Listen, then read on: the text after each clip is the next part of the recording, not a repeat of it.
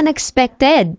Yan ang reaksyon ng karamihan sa mga pageant fans nang mapanood ang naging resulta ng Miss Universe Philippines Grand Coronation Night na ginanap kagabi sa MOA Arena. You are watching Showbiz Ganap Global. Si Chelsea Manalo na pambata ng mga taga-Bulacan at proud Bulacania ang nagkamit ng corona bilang isang Miss Universe Philippines 2024.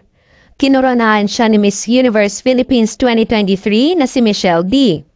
Hindi akalain ng mga pageant fans ang biglang pag-arangkada ng kandidata sa mismong coronation night. Ang mga naging maingay na pangalan kasi sa simula pa lamang ay sina Quezon Province Representative Atisa Manalo, Stacey Gabriel ng Cainta, Alexi May Brooks ng Iloilo City, Christine McGarry ng Taguig at si Victoria Vincent ng Bacoor. At sa naging preliminary competition, inasahan ng halos lahat na si Atisa Manalo ang makakasungkit ng corona dahil sa dami na award na hinakot nito. Maituturing na crowd favorite ang nasabing kandidata na madalas rin na mag-trending sa mga social media platforms. Miss Smiley, Miss Fairy Skin, Miss Great Lengths Eye Color Plus, Miss Hello Glow, Miss Danielitos Home Kitchen, Miss Queen of Hearts Sleepwear, Miss Aqua Boracay at ang Miss Zonrock Scholar Safe. Samantala si Chelsea Manalo naman ay tanging ang Miss Jojo Bragais lamang ang nakuha. Ngunit kagabi ay tila nakatadhana na ang pagkapanalo ni Chelsea. Talaga namang pinatunayan ng dalaga mula sa Bulacan na hindi lang ganda ang meron siya.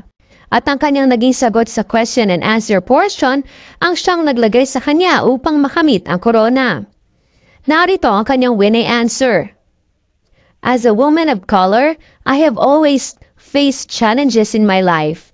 I was told that beauty has standards actually. But for me, I have listened to always believe in my mother, to always believe in yourself. Uphold the vows that you have. Because of these, I am already influencing a lot of women who are facing me right now. As a transformational woman, I have here 52 other delegates with me who have helped me to become the woman I am. Thank you. Malaking bagay ang naging sagot na ito ni Chelsea. According pa sa mga netizens at pageant fans ay very genuine at very relatable ang kanyang sagot. Maging ang kanyang advocacy ay napapanahon. Pino-promote ng Miss Universe Organization ng isang transformational leadership at kinakitaan si Chelsea ng mga judges ng isang pagiging transformational woman na tunay na makapagbibigay ng inspirasyon at magiging isang ehemplo ng mga kabataan at kababaihan.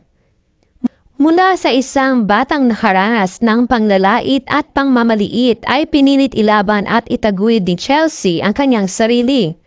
Minahal niya ang kanyang sarili at tinanggap ang kanyang katangian, kaya naman naging isang print, ramp at commercial model ito sa kabila ng kanyang kulay at ngayon nga ay siya ang lalaban upang makuha ang ikalimang korona ng Miss Universe para sa bansang Pilipinas.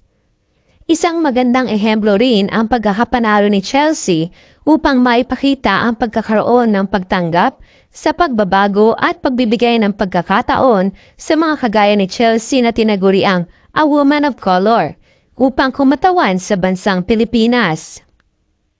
Si Chelsea kasi ngayon ang kauna-unahang Black Filipina na lalaban sa international pageant gaya ng Miss Universe. Ayon pa sa isang video na ginawa para kay Chelsea, sinabi niya na Chelsea is a woman who looks at herself in the mirror, who embraces herself and knows her worth, because being beautiful lies on the innate beauty of human being. Bago sumabak sa Mexico upang sungkitin ang ikalimang Miss Universe crown para sa Pilipinas, mas kilalanin pa natin si Chelsea. Si Chelsea ay isang proud Filipino-American Bulaqueña na lumaki sa May Kawayan City, Bulacan. Ipinanganak noong October 14, 1999 at isang Libra. Ang ama ni Chelsea ay isang Black American at Filipino naman ang kanyang ina. Ngunit nag-divorce noong 2 years old pa lamang siya at muling nagpakasal ang kanyang ina na siya ngayong kinikilalang ama ni Chelsea. Very proud at grateful si Chelsea sa kanyang mga magulang, lalo na sa kanyang stepfather, dahil full support ito sa kanyang pageant journey. Nabanggit pa nga niya sa isang interview na minsan sila pa ang kanyang hair and makeup artist. Bagamat dito pinanganak sa Pilipinas ay tinapos ni Chelsea ang kanyang grade school education sa Amerika kung saan nakilala at nakasama niya ang kanyang biological father. High school naman siya nang siya ay magsimulang lumaban sa iba't ibang beauty pageant. Dito rin nagsimula ang kanyang career sa pagmomodelo. Naging bench model din siya. Ang kanyang kauna-unahang national pageant na sinalihan ay ang Miss World Philippines noong 2017. Pumasok siya bilang isa sa top 15 ngunit bigong masungkit ang corona. At matapos nga ang 7 taon ay muli siya nagbalik at nagtagumpay na makuha ang corona bilang Miss Universe Philippines 2024. Chelsea Manalo, Bulacan!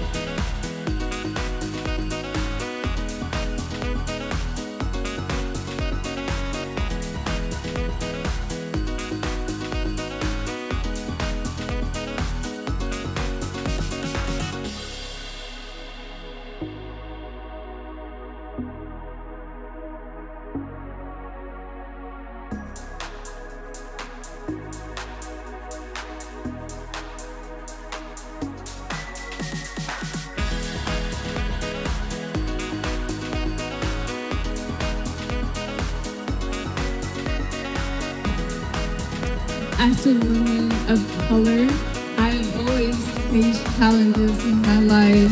I was told that beauty has standards, actually. But for me, I have listened to always believe in my mother, to always believe in yourself, uphold the vows that you have in yourself.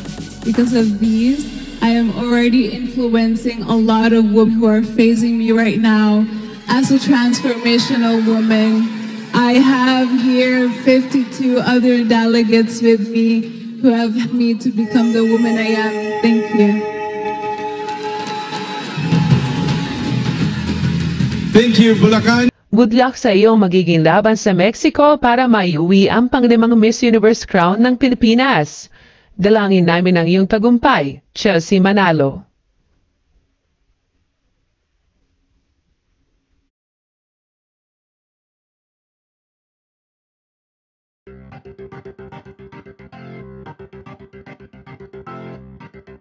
Don't forget to subscribe and click the notification bell for more Showbiz Ganap Global updates.